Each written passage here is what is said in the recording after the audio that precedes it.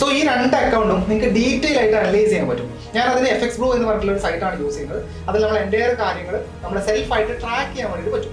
So അതിലോട്ട് നമുക്ക് പോയി നോക്കാം. സോ ഇവിടെ നിങ്ങൾ കാണുന്നത് എൻ്റെ കൺസർവേറ്റീവ് അക്കൗണ്ട് ആണ്. ഏകദേശം $6,324 ആണ് നിലവിൽ അക്കൗണ്ടിലുള്ളത്. $1,324 പ്രോഫിറ്റ് ആണ്. 26.5% പ്രോഫിറ്റ് ക്രിയേറ്റ് ചെയ്തിട്ടുണ്ട്. 77 ഡേയ്സ് ആണ് അക്കൗണ്ടിൽ ട്രേഡ് ചെയ്തിട്ടുള്ളത്.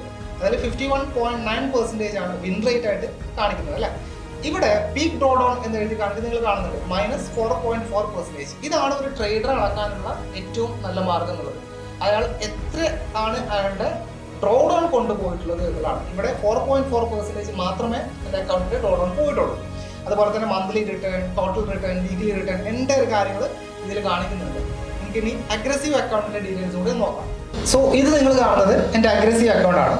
ഇതിൽ $2,283 ആണ് നിലവിലുള്ളത്. $783 ഞാൻ ഈ വീക്കിൽ വിഡ്രോ ചെയ്തു. ഇവിടെ നിങ്ങൾക്ക് ഈ ഒരു ഗ്രാഫ് കാണാൻ വേണ്ടി പറ്റും. 17-ാം തീയതിയാണ് സ്റ്റാർട്ട് ചെയ്തത്, 25-ാം തീയതി വിഡ്രോ ചെയ്തു.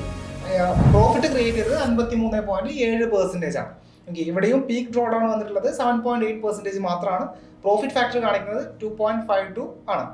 സോ ഇവിടെ നിങ്ങൾ കാണുന്നതിന്റെ വിൻ റേറ്റ് 44.4% ആണ് അല്ലേ. പക്ഷേ എടുത്തിട്ടുള്ള പ്രോഫിറ്റോ 53.7% ആണ് 10 ഡേയ്സ് കൊണ്ട്. സോ ഇവിടെ ഞാൻ യൂസ് ചെയ്തിട്ടുള്ളത് പ്രോപ്പർ ആയിട്ടുള്ള റിസ്ക് മാനേജ്മെന്റ് ആണ്. Cut your losses, run your profits എന്നുള്ള തത്വമാണ്. സോ ഇതാണ് നിങ്ങൾ ട്രേഡിങ്ങിൽ ആൾവേസ് നമ്മൾ കൊണ്ടുവരേണ്ടത്.